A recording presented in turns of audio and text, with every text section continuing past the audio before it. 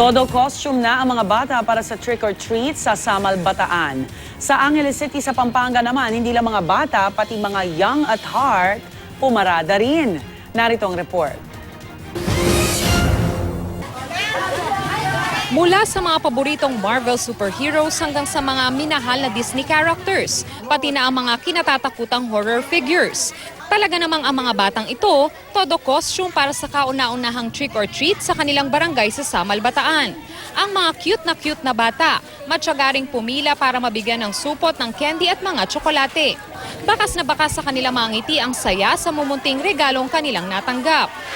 Mga chikiting na nagbihis santo at ilang kilalang alagad ng simbahang Katoliko naman ang pumarada sa tao ng Heaven's Runway sa Angeles City sa Pampanga.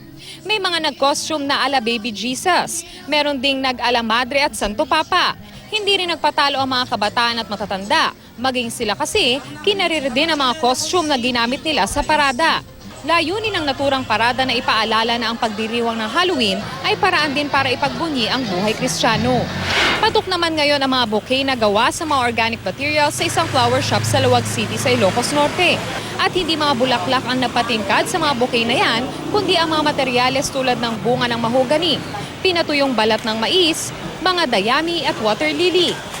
Tuwang-tuwa ang mga nagtitinda dahil marami ang umuorder sa kanila. Bukod daw kasi sa mura, hindi rin kaagad nalalanta kumpara sa mga karaniwang bulaklak. Para sa unang balita, Von Aquino reporting.